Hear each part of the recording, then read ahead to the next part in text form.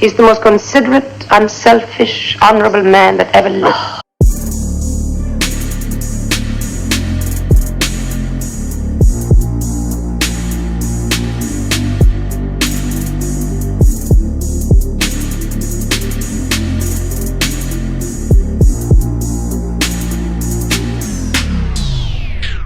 If you love listening to this show, please consider giving a rating and a review on Amazon Alexa or wherever you listen.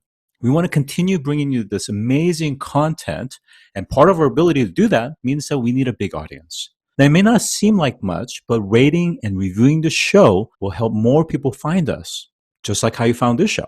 Simply on any podcast platform, search for a show, scroll down to the bottom, and push 5 stars. It's that easy.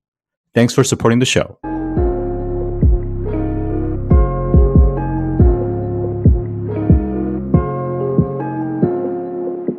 So today I'm joined by Harpreet Rai, who is the CEO of Oura. And Oura is a wellness ring and app designed for user sleep improvement as well as overall well-being. So welcome to the show today. Thanks for having me, Scott. I'm really glad to be here. So Harpreet, before you started this startup, you were a portfolio manager on Wall Street, specifically with Eminence Capital. So I'm curious to know, at what point did you realize that there was this opportunity within wearables and more broadly the Internet of Things? And when did you decide that you wanted to jump in? Yeah, that's a great question. So I would actually say my passion for technology and health started at a pretty young age. So I both out of fear and also out of, I would say, performance. So unfortunately saw my grandmother pass away at a really young age. I was, probably 9 or 10 years old when that happened. And that sort of always just stuck in my head that, she had a heart attack, she passed away. And my other grandparents actually all had heart attack and stroke. So I sort of always felt like I have a shortened window in life. And, so I think there was a little bit of fear that's probably in all of us, because too many people have had that story or heard that story with someone they care about. I think really though, my interest for health, aside from that fear aspect, came through performance. I was a terrible athlete growing up. I wanted to be really good at soccer. That was a sport that I fell in love with. And I felt like I had to work twice as hard to be half as good as everyone else on my team in high school. I sort of looked at that and then was always interested in technology. My father was an electrical engineer. My grandfather was an electrical engineer. And so I decided to follow in as a good South Asian in their footsteps and also study electrical engineering. And when I went to University of Michigan, and really they have a great EE program. And there was an ability to study sensors, sensor technology or MEMS technology. And really, I think it was there at the university where I started to see the future. This was in 2002 is when I started college, see this future of using technology in health and understanding what these sensors could do. So my senior design project was a wearable sensor and accelerometer. It didn't work that well. And my master's design project, didn't finish my master's, it was actually a neural probe to attenuate noise out in the brain for Parkinson's disease. And I always felt like this was the future. I ended up graduating in 2006, 2007 during the financial boom. I actually ended up doing the year of investment banking. And then, went to long, short value oriented hedge fund called Eminence Capital, where I was there for 9 years. And it was really, at Eminence, I was their TMT portfolio manager. And that was about, 20% or so of the firm's assets. And it was there that I started to now see this passion playing out in the world. And so I think Fitbit had gone public. A lot of these sensor companies, whether it's Maxim Integrated or AMS, making the optical LEDs and sensor modules inside some of these wearables, I could see this market start to take off. And I felt like this was the future. I could see it from the business perspective that I've been practicing sort of for 10 years in finance, and then also from the engineering perspective. And myself as a consumer is where I actually really saw it with the Oura Ring. So I'm the CEO, but we actually have 3 co-founders of the company. And I happen to be using an Oura Ring Gen 1, which most people haven't seen, but it was our first generation ring that was really big. And I'd ordered it right after the Kickstarter. And so they probably only sold 1,000 units or so, and happened to run into one of the co-founders at Whole Foods. So it was totally accidental. I'd been using the product. It was the first wearable I used, really longer than 2 weeks. Most of them, fell off my wrist. And it was through my own experience that I saw that actually sleep is really perhaps the most powerful thing that most of us overlook, and that wearable technology is improving to measure sleep accurately. Met the company. They were trying to raise some money and had a tough time, and there were only about 10 people or so. And I decided personally to invest and join the board and help them raise their Series A. And so that's how the journey started. Fast forward 4 years or five years after the interaction, and I'm now CEO of the company. We've been growing quite a bit, which is great. It's a beautiful story because everything kind of integrates together in terms of your technical engineering background as well as your perspective and what's happening in the bigger kind of mega trend point of view as well. And then lastly, to your point, the fact that you've also bought in as an end user as well. So it's nice to see that you guys have really come to this point. Now, let me just kind of go back a little bit and let's start with what is Oura. And it's a very interesting form factor because you're fitting a lot of different sensors, to detect the body temperature, heart rate variability, and respiratory rate as an example. But there's been a lot of different wearables, and particularly with the sleep aspect, where it's below the pillow, within the mattress, or even worn on the clothing. Why this form factor, and what are the unique challenges with this form factor? Yeah, it's a great question. We do have, as you mentioned, a wearable ring. I know that these images are probably camera not the best, but you can see that there's tiny sensors in there. So the reason it's a ring, in the first place is really based on science and accuracy first. So as we were all sort of taught to take the pulse on the inside of our wrist, these are arteries. And we know if we cut ourselves here, a lot more blood will flow out than here. So there's a lot more blood flowing through these arteries. And then they go into the palm of your hand. And the skin on the palm of your hand is actually really thin. It's almost translucent, right? That's why your palms are sort of red. Doesn't matter, if you're South Asian, African American, right, Caucasian, that all of our palms are sort of the same, right? And so that ends up leading to a very good quality signal, right? And so there's a reason hospitals take your heart rate and your SpO2 in your fingers, because that optical signal is very, very strong. And I knew that actually from both my engineering background and also from the public markets background of investing, because there's companies like Masimo or Nalcor that make these, hospital grade SpO2 and heart rate measure, products that have talked about this publicly. And so that's actually why it's a ring and why we measure your heart rate and heart rate variability, actually the whole pulse waveform on your finger. And it ends up being, if you look at it from an engineering perspective, that pulse, the signal, that pulse is about 2 orders of magnitude stronger than your wrist. So about 100 times stronger of a signal on your finger than the veins on your wrist.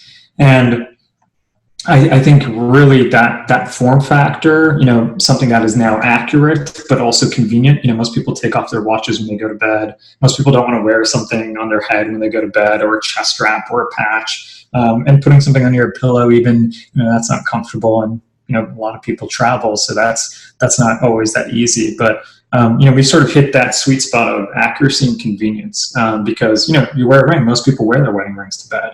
And our ring is titanium. It's lighter than a normal ring. Our users tell us they barely notice it's there. And so that's why we chose that form factor.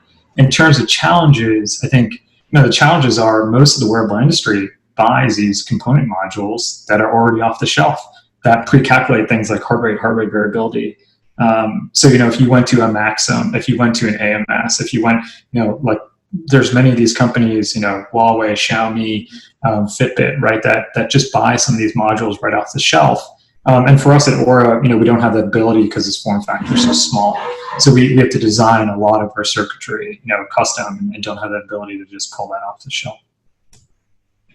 A couple of areas that I wanted to just follow up on. One is this notion of medical grade. I think part of the reason that the wearables went through a fairly sizable hype cycle and then kind of flattened out is because the early kind of Fitbit was really more recreational, kind of casual.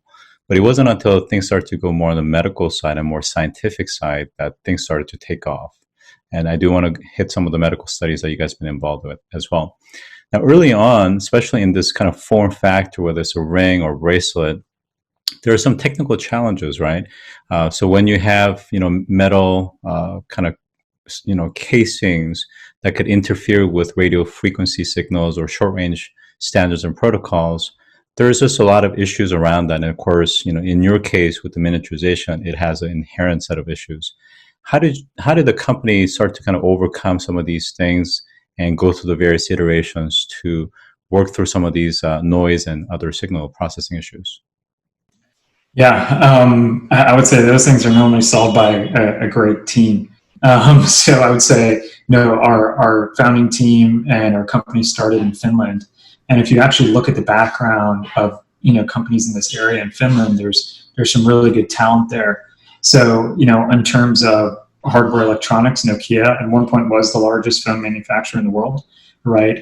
Was nearly 25% of Finland's GDP.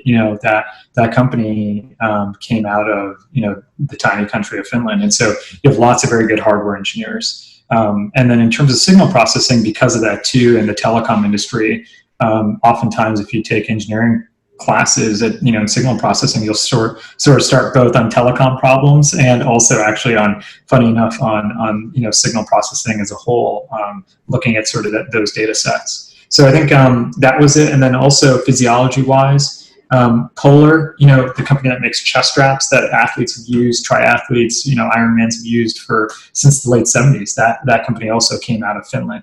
And so as a result of having sort of been on both the intersection of hardware and physiology, Finland happens to be, I would say, like a natural area of strength for us as a company to recruit people with that expertise. So, there's lots of good university programs that sort of teach us at a pretty, early age, and as a result, lots of, companies that have come out of Finland in this area.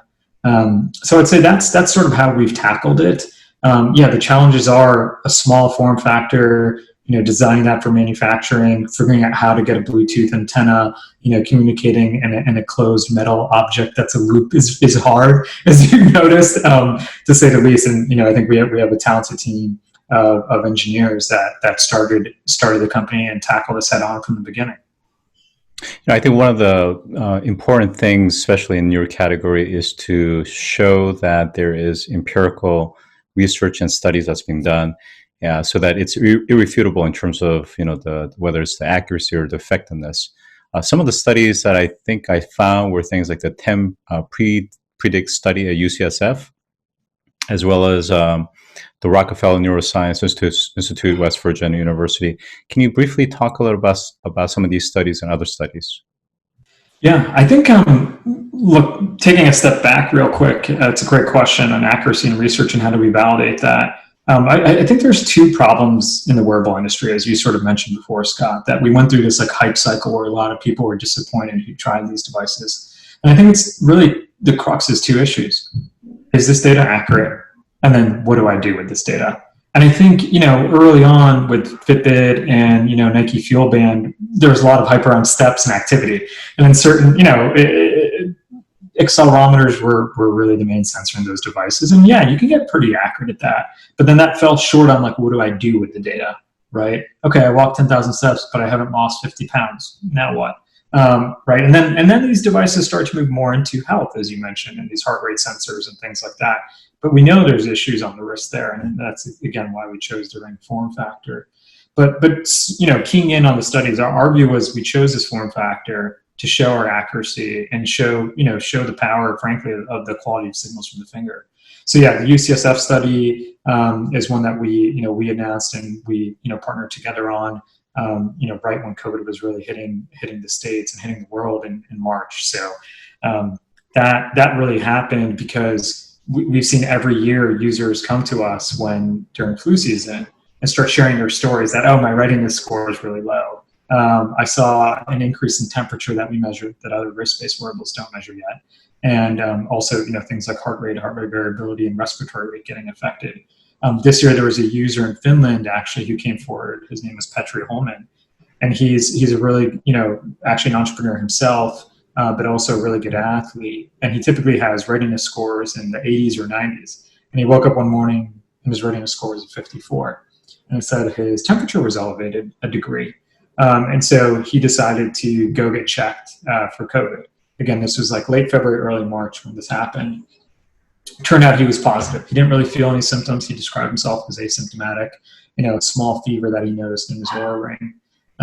But then I think, hearing that story from hundreds of users this year, and frankly, thousands of users in the previous years, knew that we had something here, that during the pandemic, we had to do research around this area and figure out how to help.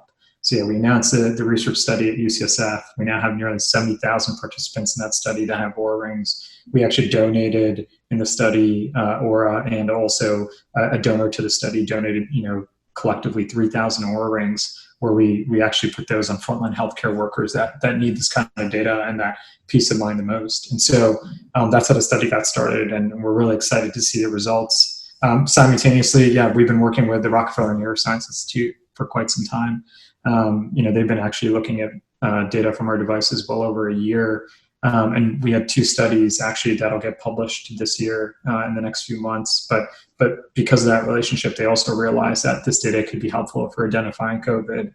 And so we kicked off a study there also with, frontline healthcare workers and first responders. And there's a few thousand participants now in that study as well. And I think, R&I did issue, Rockefeller Neuroscience Institute did issue an early press release with some of their data, or stating some of the findings from the data, saying that they've seen changes in Oura data up to 3 days in advance before users feel symptoms. And we've seen similar data internally, with frankly every flu season, not just COVID. And I think between the 2 studies, we're really excited because we now have significant amount of users, and also COVID blood tests confirmed alongside that. When these get published, we'll be able to show that that this data can be useful to helping manage a pandemic. So those are 2 of the research studies that are pretty large scale and getting some attention right now. In the past, we've also shown that our heart rate and heart rate variability is 99 and 98% correlated to an EKG overnight. That was published in an open medical journal, as well as actually a temperature study with Women's Health, showing that we can see changes in basal body temperature, to sort of 90% type accuracy. That was published in BMC Women's Health last year, this year, earlier this year. So, I think, for us, research is the crux of our product. It's again why we chose this form factor, and we believe a huge problem in the industry, and hence why it's so important for us as a company to continuously keep doing more research. Yeah, I find the research absolutely really the competitive advantage, and I think that's part of the reason why I think recently you guys have signed up with NASCAR, NBA, Women's NBA, as well as the Las Vegas Sands for exactly this purpose. And it's very interesting because right now it's focused on COVID-19 and kind of a predictive early warnings around whether it's symptomatic or not. Types of signs that's an indication of something's not quite right. But it's interesting because I do see that over time this could evolve into something even more, where it's really that kind of bridge to telemedicine that we've been missing. Telemedicine, for the most part, has been very much kind of qualitative survey. How are you feeling? I'm feeling so today. To now getting more biometric, and the kinds of studies that you guys are doing is, to me, is right spot on. I do want to transition real quickly, and this would be almost my last question, is going to be, you guys have been very hyper-focused around sleep, general well-being, but you're also getting into meditation. If you could just speak on that. Yeah, I think, frankly, again, it comes back to sort of, I talked about the second industry problem. What do I do with this data? Right? Or how can I improve is another way I think people and users talk about it. Meditation to us is very interesting. I think a couple of reasons why. One, we know that meditation through scientific research does help people cope with stress, helps improve their mental health.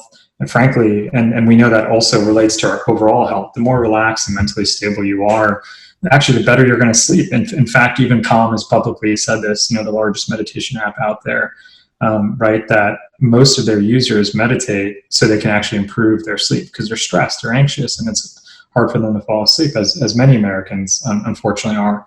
And so I think we think there's a huge, a huge link between sleep and meditation, and your general health and meditation. So yeah, we've launched a feature called Moment in the app where you can start a session and actually, afterwards the session, look at your heart rate variability, and even the increase in your skin temperature as signs for how well that meditation was or how relaxing it was. I think there's been really good research showing that heart rate variability and meditation are linked. That the more calm you are, the more you can focus, and ease your mind of all the racing thoughts that we all have. That you can see increases in heart rate variability, and so we wanted to put that right in the app so users could see that change themselves. Because if they see that and they start to feel that, it leads to more positive behavior change and more likelihood that you continue to meditate. And frankly, I think, look out for research for us there together as well with meditation and sleep, and also heart rate variability and meditation as well. It's something that we're trying to do more on right now. I think that's very exciting, and I think it's a natural extension of the core focus that you guys have. So with that, I've been joined by Harpreet Rai, who is the CEO of Oura. Thanks for joining today. Thanks so much for having me, Scott. Really appreciate it. If you've enjoyed this episode, take a moment to rate our show on any podcast platform that you listen to. Scroll down to the bottom and push 5 stars. It's that easy. And as always, thanks for listening.